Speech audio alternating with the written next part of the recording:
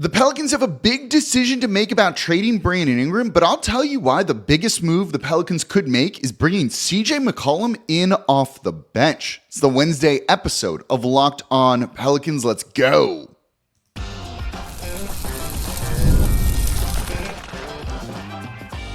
You are Locked On Pelicans, your daily New Orleans Pelicans podcast, part of the Locked On Podcast Network, your team every day. Welcome to another edition of Locked On Pelicans, the daily podcast covering your favorite team, the New Orleans Pelicans and NBA, part of the Locked On Podcast Network, your team every day, available wherever you get your podcasts and available on YouTube. I'm your host, Pelicans Insider, credential member of the media, Jake Madison, at NOLA Jake on Twitter, here with you on this Wednesday, and we are going to take a break from the trade talk, from the draft talk, to look at bringing CJ McCollum in off the bench. Could he move from a starter to the bench role, be the sixth man for the team? Because I do think it makes a lot of sense. I'll explain why they're going to look at why they need to consider this and what it would look like in practice. Then we'll get into a couple of news and notes for the Pelicans not on Herb Day. Bryson Graham being promoted to the general manager as well. Today's episode of Locked On Pelicans is brought to you by Game Time. Download the Game Time app, create an account, and use code LOCKEDONNBA for $20 off your first purchase. Terms apply. So let's first, thank you for making Locked On Pelicans your first listen today and every day. We are here Monday through Friday, the number one Pelicans podcast covering everything you want, looking at all the biggest topics around the team and giving you the insight you can't get anywhere else. So please subscribe wherever you get your podcast. Join over 10,000 Pelicans fans on YouTube as well. So why are we even having this discussion? Why are we even having this discussion about bringing CJ McCollum in off the bench? And I do think there's a couple of reasons why. And it starts with truly just this one. The big three of Zion Williamson, Brandon Ingram, and CJ McCollum didn't truly click and work out there on the court this season. The big three had a net rating of +3 in 1,533 possessions. +3 is good. It's not negative, right? One of the things, though, when you look at a team overall, when you're looking at a team being a true title contender, if you're an everydayer of the show or a longtime listener, you've heard me say this before. That number for your team-wide number needs to be +6 or better for your team as a whole, your average, right?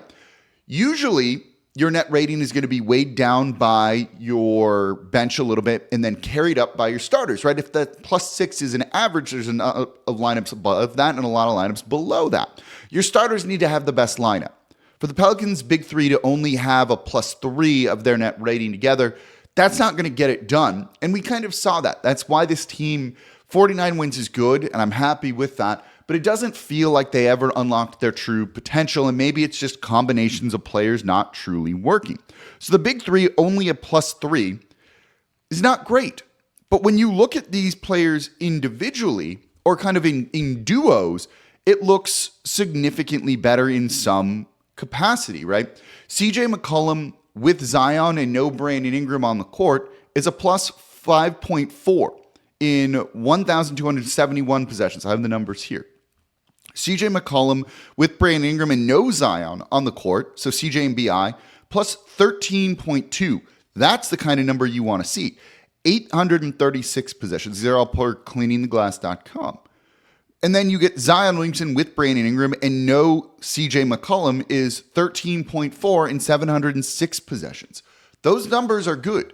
So if you don't end up trading Brandon Ingram, or even if you do, you need to find a way to kind of make the most out of all of these players, and splitting them up a little bit more definitely is the way to do that. The way to do that then, the easiest way to do that is by starting CJ McCollum on the bench. Zion with BI without CJ is +13.4. If you can't find the right trade for BI, this is a pretty big shake-up move that maybe unlocks your team because you can get a guy like Trey Murphy into the starting lineup. And Trey is tied to that. He's impactful. You need to find a way to get him out there on the court more. So this accomplishes that. Say there's no trade for Brandon Ingram. You run something like Brandon Ingram, Herb Jones, Trey Murphy, Zion Williamson, and whoever your starting center is going to be. You're lacking a traditional point guard and maybe some creation at the guard position, but at that point, Herb Jones is kind of your point guard. BI is kind of your point guard in the backcourt there. And you also have point Zion. You don't need a traditional point guard when you have Ingram and Zion handling the ball for the most part and taking up the majority of your possessions there. I think that could work. And you get Trey in his court gravity with the shooting out there. It also adds some length out there with that starting lineup as well. So finding a way to get Trey Murphy into the starting lineup without having to maybe elevate him over Herb Jones, this is a way that you could go and do something like that. You then look at CJ McCollum by himself. Him without Zion, without Brandon Ingram on the court is a plus 6.7. It's not terrible. If he's anchoring a bench lineup, more on that in the next segment when we talk about rotations, because I think when people say bring CJ off the bench, they don't truly realize how this would work, and you're not going to really ever see him with just five bench guys out there on the court, or five non-starters, I should say. Bench guy sounds like negative there, and that's not necessarily the case. But CJ can definitely kind of anchor some of those lineups, I think. And we'll go into what the rotations could look like with all of that. But if you can't trade Ingram, this is definitely an option. If you trade Ingram for another guard, this is also probably an option too. Say you trade him. Let's use DeJounte Murray as the example in this show. I think Trae Young, who's, in my opinion, of the two, the better one to go and get, but I think Murray is probably more attainable, so more realistic, let's say. You have a starting lineup then of DeJounte Murray, Herb Jones, Trey Murphy, Zion Williamson, and your starting center, whoever that might be. Okay, so you get those kind of positions filled, then you bring CJ off the bench. That works too. It's about finding ways to just kind of maximize the guys that you have and get this starting unit better. One of the things that the Pelicans definitely ran into in the postseason was that, for the most part this year, their starters just kind of maintained the status quo or were a little bit below average, and the bench really beat up on people. Jose Alvarado, Najee Marshall, Trey Murphy beat up on opponent bench units. That's great. That works in the regular season, doesn't work in the postseason when teams tighten up their rotations. And it's worth noting that really the Pelicans didn't win any of those bench minutes in that series against the Oklahoma City Thunder. They couldn't even win the minutes when Gordon Hayward was out there on the court. You're not going to win very many playoff series, and you need to build with that in mind too, if that's going to be the case. Your starters need to be the ones that elevate you, and this is maybe a way of kind of creating a more impactful starting lineup, but then still maintaining a lot of balance along the roster. So if CJ McCollum is coming off of the bench, what's the rotation look like? And I have some more data and stats to share with you because we kind of have seen it before. There's a blueprint for that we saw this past season.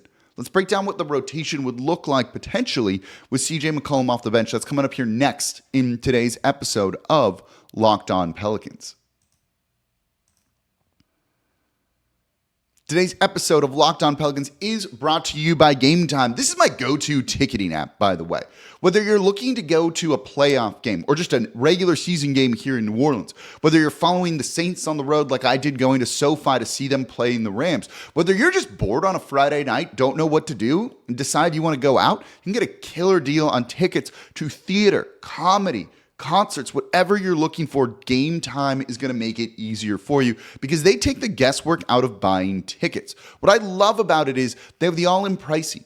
When you have this feature on, it shows the total upfront, no surprise fees at checkout, and there's also the lowest price guarantee. Game Time's going to credit you 110% of the difference if you find tickets in the same section and row for less. So you can just buy, and you're going to feel really good knowing that you're basically locking in the best price possible. But they also have flash deals and last-minute tickets. You can save up to 60% off buying last-minute tickets for sports, concerts, comedy, and theater. You're bored on a Friday, pull up the Game Time app, see what's going on in New Orleans or your city, and you might say, hey, that looks interesting. You're going to get a great deal on that concert, on that comedy show.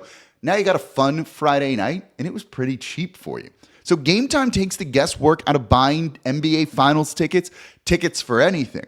So download the Game Time app, create an account, and use code LOCKEDONNBA for $20 off your first purchase.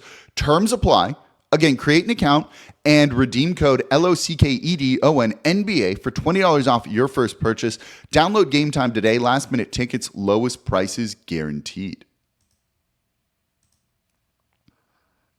And thank you for making Locked On Pelicans your first listen today and every day. We are here Monday through Friday, the #1 Pelicans podcast, covering everything you want to know about this Pelicans team. So please subscribe. Join over 10,000 Pelicans fans on YouTube as well. And now, are you watching Fox Sports, ESPN on your TV all day long? Do you have to turn down the volume and all that yelling? Make the switch to Locked On Sports today. Free 24/7 sports streaming channel programmed for you every day to bring you the biggest stories without all that yelling. Locked On Sports Today brings you can't-miss analysis, opinions, and news streaming 24/7 on YouTube or the free Amazon Fire TV channels app. Part of the Locked On Podcast Network, your team every day. Also, go check out Locked On Saints. More OTAs going on over with the Saints right now. Derek Carr looking good. Ross Jackson breaking down everything black and gold over the Locked On Saints podcast. Part of the Locked On Podcast Network, your team every day. So let's continue to talk about bringing CJ McCollum in off the bench. What's this actually look like in practice? What's this actually look like in practice? And it might hinge around a few things. But one of the things that jumps out to me when looking at the numbers, and even the eye test backs this up, I went back and watched a bunch of the film on this. CJ McCollum and Jonas Valanciunas in lineups together were good when you didn't have Zion or Brandon Ingram out there on the court. So you can have CJ and a center anchor the unit. CJ and Jonas Valanciunas were plus 8.7 out there on the court. So this is how you start to build out a rotation. You know, Zion tends to sub out somewhere between the 6-minute mark or the 9-minute mark of the first quarter. You can sub CJ McCollum in. Let's say you still have Brandon Ingram here. Bring CJ in. Now, CJ and BI are on the court together, and without Zion, that was 13.2 positive last season. That seems to work. But one of the lineups that you also saw that was great last season was CJ, a center, and kind of shooters. They did a lot of this earlier on in the year and went away from it a little bit later as the year went on, but it won them a game against the Oklahoma City Thunder on the road. CJ comes in and just runs pick and rolls with your center and maybe has some room to get to the basket, or you kick it out to open shooters. So you can sub Dyson Daniels in because you need one defender out there for Herb Jones, let's say. You sub in Jordan Hawkins for somebody, and then you keep in Trey Murphy. So all of a sudden now you're running a lineup of CJ, Hawkins, Dyson, Trey, and your starting center. That was an effective lineup last year for this team. Or if if Brandon Ingram's not the guy anymore, you then can sub in CJ for Zion, and it's DeJounte Murray, CJ McCollum, Trey Murphy, Jordan Hawkins, and a center. Or you even can, instead of Hawkins, could have Herb Jones out there for more defense, but still get the shooting. You know, you get some height in the backcourt then with Murray and CJ, and you don't worry about that kind of really short backcourt pairing, which is something that I would worry a little bit about with Darius Garland or Trae Young. But Murray has size. So I think that's when you start to see that rotation. You need some buy-in from the head coach and kind of assurances from the head coach that this might be kind of how this goes, right? You know, you want more shooters out there on the court with that lineup and to play, as close to 5 out as possible, even though you have a center. But the center they're hopefully going to bring in, ideally might shoot a little bit too. But then what this also allows you to do is when Zion subs back in, and maybe he subs in for Murray in this situation, right? So you have CJ, Zion, and then you can bring in Larry Nance Jr. and your starting center gets his rest. And I think that's how you start to build this rotation out a little bit. And it sounds like it would start to be pretty effective. It also adds a little bit more balance to your lineups, which I think can be good. While those 3 guys just weren't working well together, this maybe elevates it while also providing a big boost for the bench. And when you get into a playoff situation, and if you're doing this and teams are shortening their rotation so you're not going against 10th, 11th, 12th men, that's good. You got CJ McCollum in then. Those guys are then really, that's a very useful player to have to kind of anchor that lineup against the 6, 7, 8 guys of other opponents. And worth keeping in mind too is it's called a rotation for a reason, right? They don't tend to just do full line changes here like you do in hockey. Do they even still do that in hockey? I don't even know. You're not going to just, bring 5 guys out and put 5 bench ones in. There's a rotation for it, and you almost never see 5 bench guys on the court at once unless it's like a blowout game, right? And that's something that's worth keeping in mind too. If you go and look at NBA rotations, and there's a couple, go to NBArotations.info. You can see kind of a visualization of it.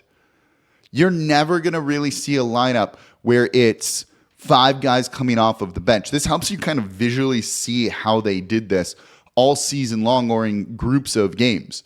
And when you kind of get that data, you can see when guys sub in for the most part, but it's not going to be 5 bench guys unless things are going really, really bad. There's usually at least one of the starters out there at any given time. And so it makes it even easier to do that when you have 3 guys that you really trust and one of them is off of the bench. That definitely assures you that one of those guys is going to be out there on the court at any given time. And I think that's important. So even if you don't trade Brandon Ingram, and it's more likely they will than they won't, I think, at this point, but you're not guaranteeing that whatsoever, you can still just get you what you need. And one of the things we know, say they don't trade Brandon Ingram, there still need to be bigger shakeups, right? There has to be a shakeup. You can't do the exact same thing. We have enough data to know that it didn't work. David Griffin said that in his end of season media availability too, that we've seen it enough and it didn't really work. And he even spoke about how the big 3 didn't really work together on the court, but when you kind of broke them down into duos there, they were all really good. That is then just maximizing your players and doing what you need to do with this team. A shakeup, though, can be moving a guy from a starting role to the bench. That's a big shakeup. That is a significant shakeup. If the only change to the starting lineup next season is that there's a new center in place of Jonas Valanciunas, that's not a big shakeup, right? Depending on who the center is, let's say. But that's probably not going to be a big enough shakeup. CJ off the bench is. The question then becomes, would he accept this sort of thing? Is this the role that he would be willing to do? That's the tougher sell. One of the things we know about CJ, and I think that you've seen from CJ is, he's a professional. So if this is what they wanted to do, would he do it? Yes, I think that is safe to say. He would do it. He's going to do what the team wants. He's paid to do what the team wants.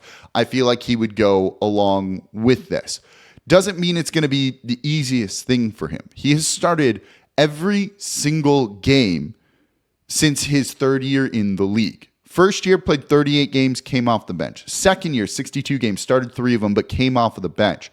In his 3rd year in Portland, started 82 games and won most improved player. He expects to be a starter, and these guys have a lot of pride. That matters to them. I know we always say on here, right? It's not if you start, it's if you close the game, and you could still close the game with CJ McCollum.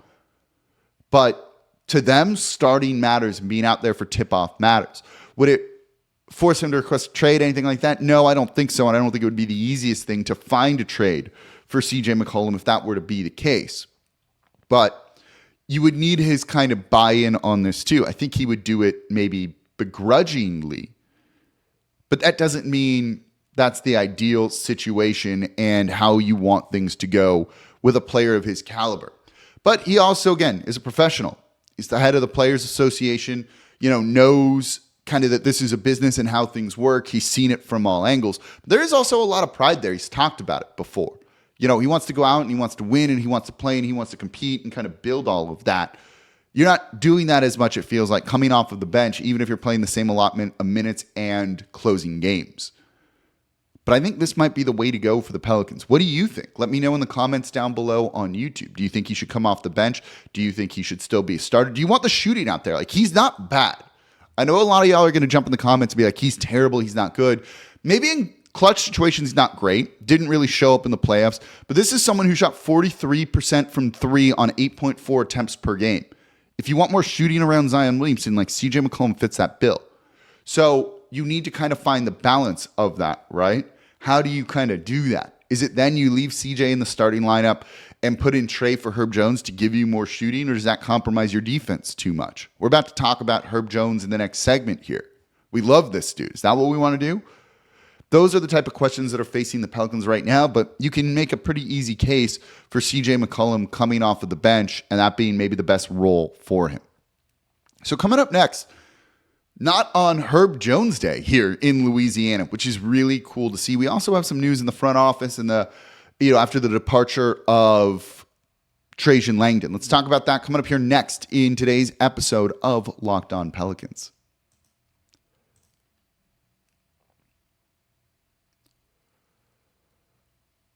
And thank you for making Locked On Pelicans your first listen today and every day. We are here Monday through Friday, the #1 Pelicans podcast covering everything you want to know about this Pelicans team. So please subscribe wherever you get your podcast. Join over 10,000 Pelicans fans on YouTube as well. We are the #1 Pelicans podcast, breaking down everything you want to know about this team.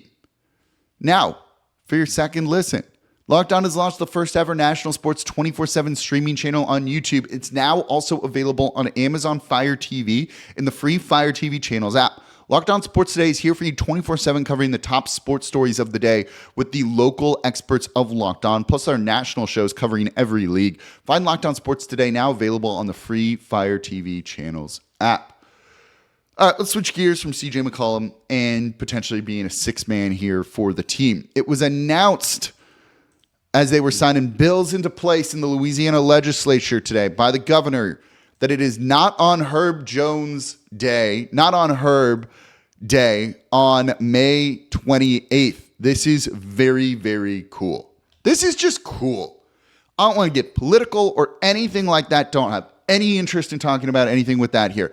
I just think it's cool that not on Herb Day is a thing in Louisiana on May 8th. That is awesome. They talk about his accomplishments in the actual thing that the governor signed. Being named to the NBA's all-defensive first team, the only non-center to be included. Greg Popovich telling his players to avoid Herb Jones like the plague, and if Herb Jones is there, pass it to someone else. Superstar players like Paul George, Donovan Mitchell, DeJounte Murray, Zion Williamson, and others respectfully acknowledge the defensive prowess of Herb Jones. And this past season, Herb Jones was one of 4 players in the NBA to compile at least 100 steals and 60 blocks. Ranked 4th in the NBA in both contested and blocked three-pointers, which is not easy to do. I don't know, he's an awesome player, right? He filmed a quick little video like thanking everyone. And it's just very clear that he was like at the Pelicans facility just working out. He could be partying, he could be doing other things, he could be doing whatever on vacation.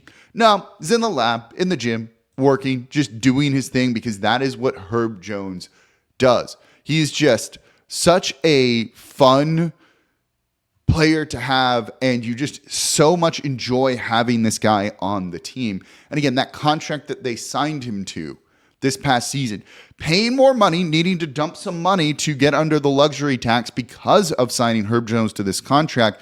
But that was a pretty shrewd piece of business here. When we look at the front office, whether we're talking, criticizing them or not, you got to factor things like that in there too, that they made this move kind of realizing that he was going to be so good that let's sign him to a below market deal. If he was a restricted free agent going into this season or anything like that, or just a free agent at all, you'd be paying more.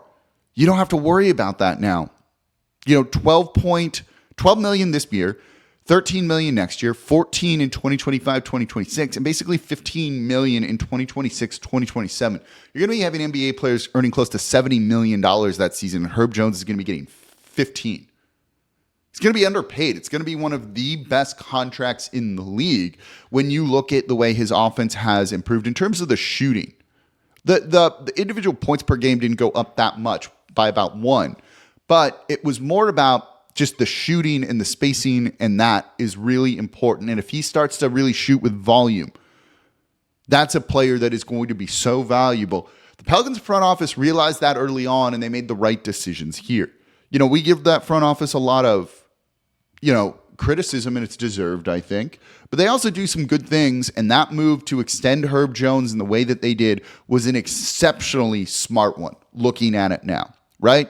When there's negative things, we say there's negative things. When there are positive things, we got to call those out as well. In also front office news, by various places being reported here, that Bryson Graham has been promoted to the general manager of the Pelicans here in the wake of Trajan Langdon leaving to go run the Detroit Pistons. This is no surprise. We even said it here on Locked On Pelicans. This was just the expected move. Bryson Graham has been here since 2011 as an intern, working his way up. I think he's 37 years old now. The GM of the Pelicans has had a lot of influence on their drafting, scouting, those type of things. Was a big involvement in drafting Herb Jones and Trey Murphy too, looking at Jose Alvarado. I think this is a good move. Because they've done a good job with this for the most part. Even identifying guys like Najee Marshall, as we said, Jose Alvarado, undrafted guys that have an impact on your roster is vitally important. So seeing those guys, do well. Herb Jones being Herb Jones. We just talked about the impact of Trey Murphy here too. Yeah, keep some of that continuity in the front office. I don't have a problem with that, right? I've talked the past week or so a lot about how I don't think people actually realize what goes on in the front office. And while David Griffin is like the lead decision maker, there's a lot more that goes into it. And that work that other people do isn't just for nothing. And it's not David Griffin just being like, okay, I don't care. I'm going to do what I want. He values the input of these people. So having smart basketball people in the building, retaining smart basketball people like this. Trajan Langdon wasn't like just jumping ship because this place sucks, right? He got a promotion and way more money. Good for him. But keeping a smart guy like Bryson Graham, who maybe Trajan Langdon wanted to take with him, to be able to retain that type of person here in the building is only a good thing for what is such a pivotal offseason for this team. They look at the data, they do the work. I'm excited to see, where this team goes from here, and we're going to be talking about it on the Locked On Pelicans podcast, part of the Locked On Podcast Network, your team every day, wherever you get your podcasts, and on YouTube as well.